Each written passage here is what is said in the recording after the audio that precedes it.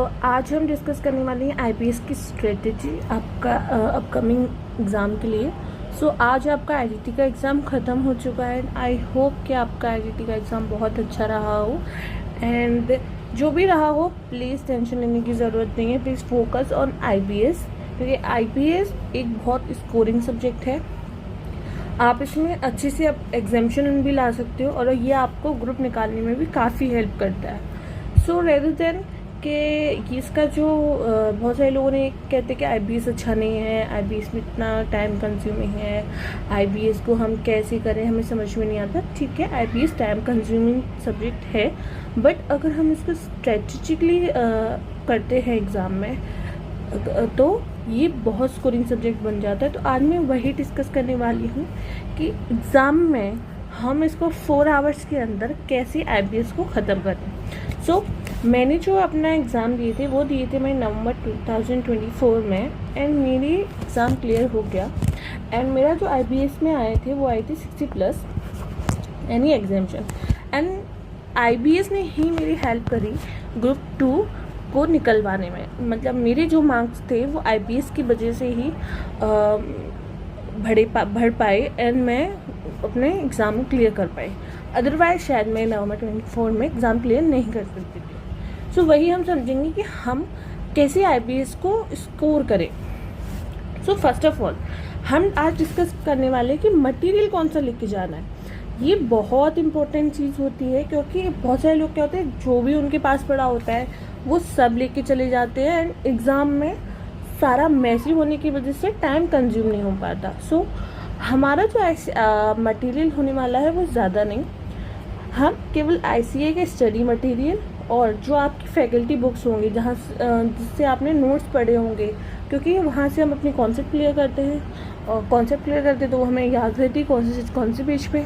तो ऑफकोर्स हम फैकल्टी की बुक्स लेके जाने वाले हैं। नेक्स्ट, अब ठीक है, अब हमने डिसाइड कर लिया कि हमारा मटेरियल क्या होने वाला है, आईसीए का स्टडी मटेरियल और फैकल्टी की बुक्स।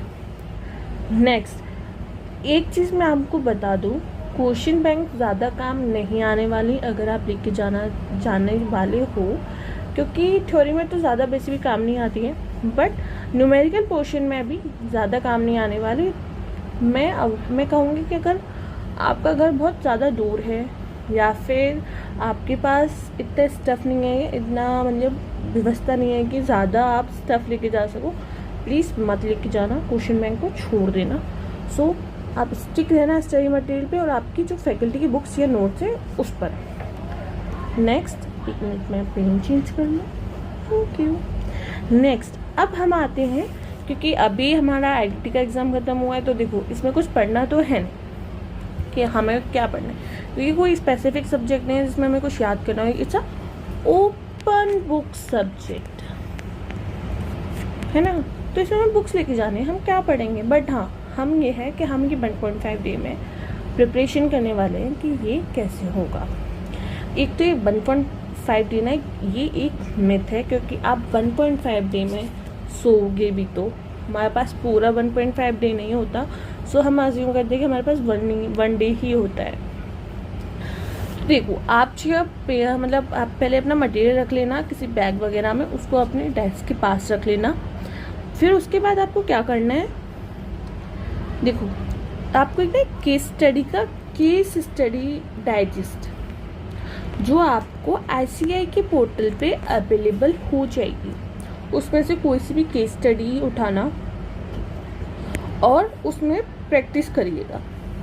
अब उस प्रैक्टिस को आप कैसे करने वाले हैं, उस प्रैक्टिस को आप वैसे ही करिएगा जैसे मैं बताने वाली हूँ, उसी हिसाब से जैसे आप एग्ज़ाम में करोगे। अब एग्ज़ाम में कैसे करेंगे, कोई भी केस स्टडी डाइजेस्ट उठाई, टाइमर लगाया, टाइमर में पहले आपने 15 मिनट का टाइमर लगाया। इस 15 मिनट आपके डिसाइड करेंगे कि आप पास होने वाले हो या नहीं होने वाले, है ना। क्योंकि ये 15 मिनट ना, ये चीज़ आपको ना स्पेसिफिकली एक प्लान आपको बनाना पड़ता है इन 15 मिनट में कि मेरे को आने वाले 4 घंटे में मेरे को कैसे चीज़ों को करना है, कैसे मुझे पेपर देना है। 15 मिनट में पहले स्टेप आप क्या करोगे, क्वेश्चन पढ़ोगे, है ना। तो उस क्वेश्चन में फर्स्ट ऑफ ऑल एमसीक्यूज़ में भी हम एमसीक्यूज़ की बात नहीं कर रहे, अभी हम डिस्क्रिप्टिव क्वेश्चंस की बात करेंगे, है ना। तो डिस्क्रिप्टिव क्वेश्चंस का पोर्शन जो है वो 60 मार्क्स का है, गॉट इट। एंड 40 मार्क्स के एमसीक्यूज है। तो अभी फिलहाल हम डिस्क्रिप्टिव की बात करने वाले हैं। तो डिस्क्रिप्टिव में पहले आप क्या करोगे, पहले आपके जितने भी केस स्टडीज़ है, 5 केस स्टडीज़ आएंगी, जिसमें से आपको 4 करनी है, ठीक है। तो आपको क्या करना है, पहले 5 केस स्टडी पढ़िएगा, उसमें से आप ये देखिएगा कौन सी केस स्टडी का, मतलब जो क्वेश्चन केस स्टडी में दिए हैं, क्वेश्चन के चैप्टर देखिएगा, मतलब सब्जेक्ट देखिएगा। सब्जेक्ट के बाद ये आप देखिएगा कि चैप्टर कौन सा है, ठीक है। चैप्टर के बाद आप को समझ में आ जाता है, क्वेश्चन पढ़ते ही समझ में आ जाता है कि ये सब्जेक्ट का है। सब्जेक्ट के बाद ये इस चैप्टर का क्वेश्चन है। चैप्टर के बाद टॉपिक। अब टॉपिक के लिए ना आपको क्या करना है, टॉपिक के लिए आपको सबसे बड़ी है मदद मिलेगी इंडेक्स। तो आप ये जो आपको 1.5 डे मिलेगा, आप इसमें इंडेक्स को गो थ्रू करके जाइएगा, है ना, क्योंकि इंडेक्स में आपको मदद मिलेगा, अच्छा ये इस सब्जेक्ट का, इस चैप्टर का और इस टॉपिक का क्वेश्चन है, तभी आप क्वेश्चन कर पाओगे।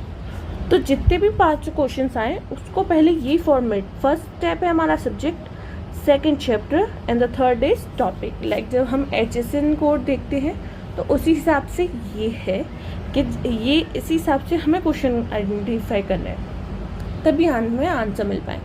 तो आपको 15 मिनट में यही स्ट्रेटजी अपनानी है।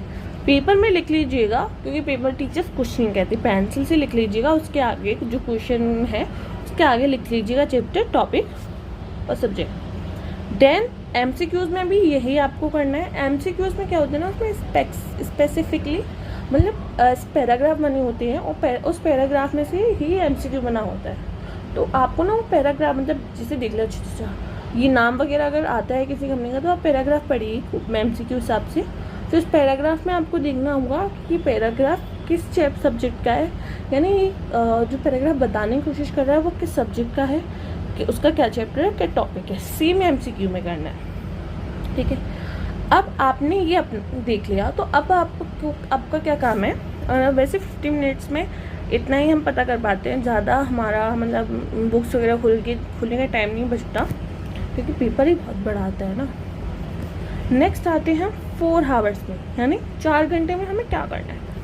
सबसे पहले आपको ICA का स्टडी मटेरियल के एग्जाम्पल्स देखने हैं। पहले आप कोई भी सब्जेक्ट उठाइए, जो केस स्टडी आपको करनी है उसका क्वेश्चन उठाइए, पहले क्वेश्चंस करने हैं, उसके बाद MCQs करिएगा, है ना। फिर ICA मटेरियल उठाना है आपको।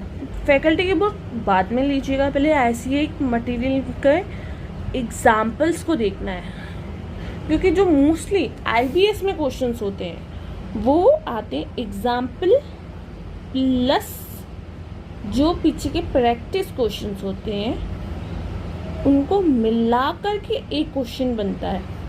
इसलिए बच्चों को नहीं मिल पाते क्वेश्चंस। वो क्या करते हैं, सोचते कि वो डायरेक्ट क्वेश्चन देखने की कोशिश करते हैं। प्रैक्टिस में नहीं है, ठीक है, टेस्ट और इलस्ट्रेशन नहीं है, ठीक है, एग्जाम्पल्स वो देखते ही नहीं है। That's why ICA example add करती है, एग्जाम्पल्स में से वो पूछती है।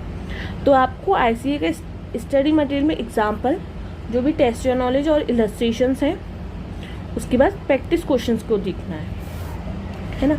ये आपको मोस्टली न्यूमेरिकल सब्जेक्ट में करना है, क्योंकि जो थ्योरेटिकल सब्जेक्ट है, जैसे ऑडिट रहा हमारा, ऑडिट में हमारी कॉन्सेप्चुअल अंडरस्टैंडिंग ही काम आएगी। एंड मोस्टली जो GST है, GST में भी कॉन्सेप्चुअल क्लैरिटी ही काम आने वाली है ना।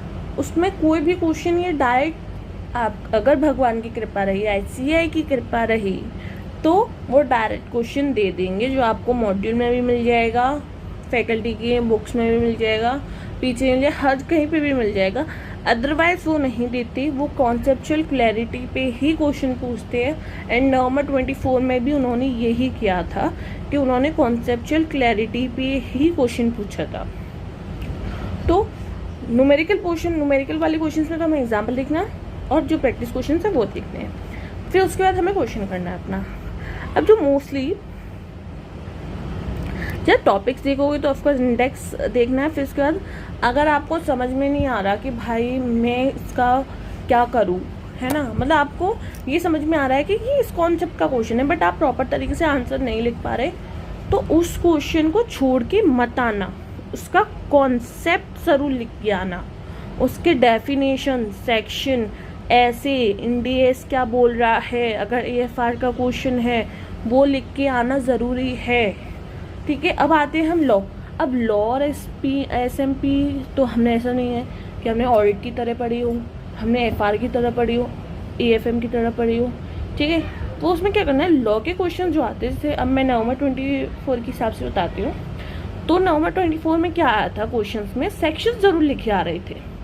जैसे सेक्शन 188 क्या कह रहा है, 188 का क्वेश्चन, 188 में ये चीज़ दी गई है तो इसकी क्या कंप्लाइंस होगी, या 189 या 199 में ये चीज़ है तो इसके अकॉर्डिंग क्या होगा 190 की। This is the most helpful thing, क्योंकि जो लॉ की ICA की मटेरियल है उसके जो चैप्टर्स दिए हुए हैं वो सारे सेक्शन वाइज ही दिए हुए हैं। दैट्स वाई मैं कह रही हूँ इंडेक्स बहुत इम्पोर्टेंट है।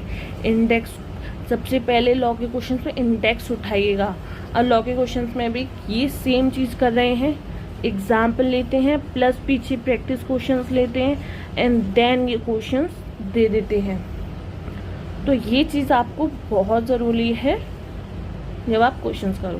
पहले आपको पता चलेगा अच्छा ये 190 सेक्शन है, 190 सेक्शन इस चैप्टर में, उस चैप्टर के पीछे को प्रैक्टिस क्वेश्चन देखो, प्रैक्टिस क्वेश्चन का एग्जाम्पल देखो, इलस्ट्रेशन देखो, अगर मिल जाता है क्वेश्चन लिख दो क्वेश्चन, अगर नहीं मिलता तो कॉन्सेप्ट ही लिख के आना, जो सेक्शन है उसका मार्क्स मिल जाएंगे। नेक्स्ट आते हैं हम SMP पे। SMP पे आता है numerical question. Numerical question mostly books में मिल जाता है, ठीक है। अब क्या होता है ICA ना मिस्टेक कर देता है, जैसे नवंबर 24 में करी थी, एक फिगर नहीं दी थी, या तो अज्यूम कराना या फिर आधा आंसर भी छोड़ आना, बट अगर आप हाफ आंसर भी करके आओगे ना तो भी आपको मार्क्स मिल जाएंगे फुल। अगर ICA की मिस्टेक है या कोई फिगर नहीं दी तो ICA फुल मार्क्स दे देता है, अगर ये हाफ पोर्शन आपका सही है तो, ठीक है। तो न्यूमेरिकल क्वेश्चन में ये करना है। अगर थ्योरेटिकल क्वेश्चन आ जाए तो सेम सब्जेक्ट, चैप्टर, टॉपिक और इंडेक्स में से देखना है, ठीक, कौन सा टॉपिक है, एंड देन कॉन्सेप्ट लिखे आना। अब कोई न्यूमेरिकल क्वेश्चन आता है जो आपको बुक में नहीं मिल रहा, कोई बात नहीं, कॉन्सेप्ट लिखाना, ये देखना पड़ेगा आपको कि ये किस सब्जेक्ट का है, किस चैप्टर का है, किस टॉपिक का, उसका बस कॉन्सेप्ट लिख के आना।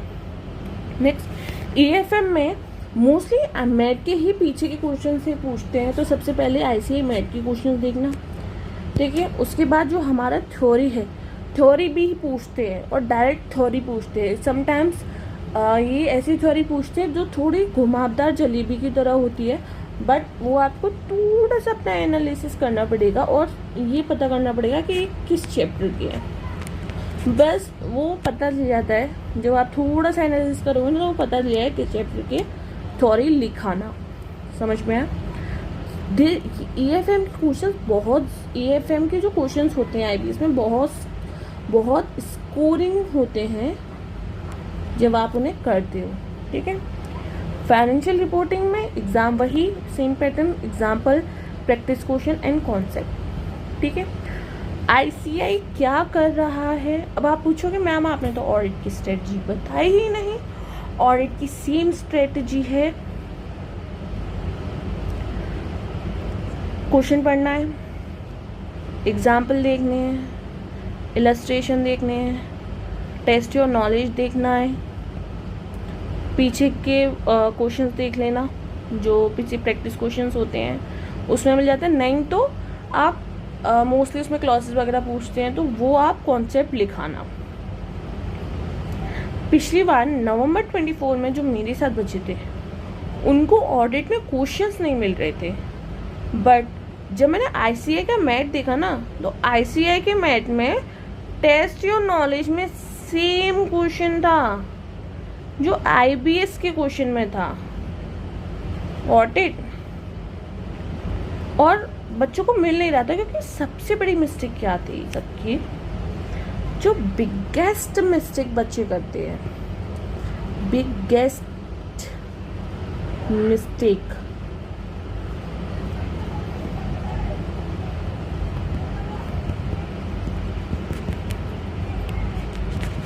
ICI मैट को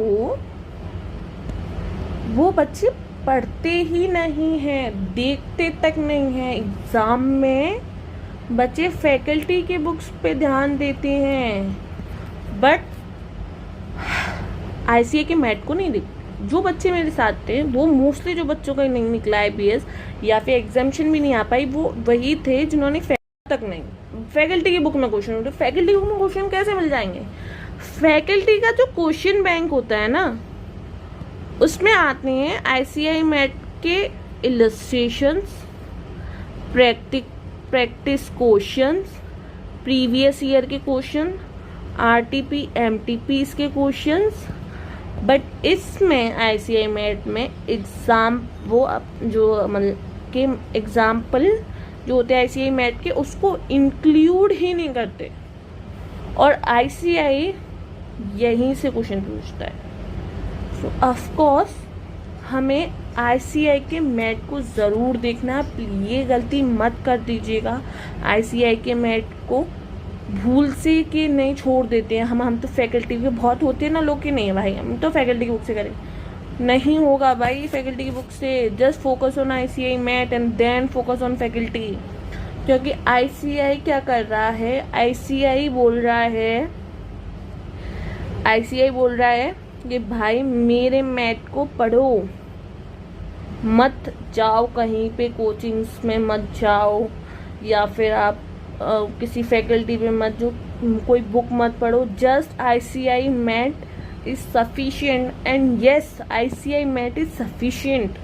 हमने जो हमारा ऑडिट का पेपर आया था उसमें भी हमने देखा सारे क्वेश्चंस ICI के थे, सब कुछ ICI ने अपनी बुक से पूछा था, सारे टॉपिक्स कोई भी बाहर का नहीं था। कोई बोले कि भाई हमारी बुक में से था, कोई फैकल्टी की बोले हमारी बुक में से, भाई आपकी बुक में से नहीं था। आपने भी ICI मैट को ही कॉपी किया है, तो आप ये नहीं कह सकते हमारी बुक से था। ICI ने अपनी बुक से पूछा है सब कुछ, और लोग बोल रहे हैं कि हमारी बुक से, आपकी बुक से कैसे हो सकता है ना? क्योंकि आप खुद कॉपी कर रहे हो। आप जिस चीज़ को कॉपी कर रहे हो आप ये नहीं कह सकते कि हमारी, क्योंकि आपका ओरिजिनल कंटेंट है। ओरिजिनल कंटेंट ICI का, ICI अपनी बुक से पूछा है। बट वो बच्चों का फेल होने वाले जो लाइन बाय लाइन नहीं पढ़े होंगे और को, या फिर ऊपर से छूट गए होंगे, क्योंकि ICI बहुत छोटी छोटी चीज़ें पूछ रहा है, और वो छोटी छोटी चीज़ें ICI की बुक्स में ही हैं। ठीक है, तो focus on ICI mat during IBS exam, then focus on anyone. Got it? So I hope आपका प्लीज़ ये स्ट्रेटजी फॉलो करिएगा। ये वाली PDF अगर कोशिश हुई तो मैं यूट्यूब चैनल पर डिस्क्रिप्शन में दे दूँगी। तो एंड प्लीज़ ये आप स्ट्रेटजी अगर आपको हेल्पफुल लगी हो तो please like and subscribe my channel. और ये मैं आपको अपने एक्सपीरियंस से बता रही हूँ, मैंने कहीं से ये नहीं कि कहीं से किसी से पूछ के कॉपी करके बता रही हूँ। जस्ट फोकस ऑन दिस, और होप आपका IBS का पेपर बहुत अच्छा जाए। ये पेपर बहुत स्कोरिंग पेपर है, आप इसमें आसानी से 60+ ला सकते हो, ये आपको पास करा सकता है ग्रुप में। So hope and thank you so much for listening me. और आपको अच्छा लगा तो please like subscribe and share.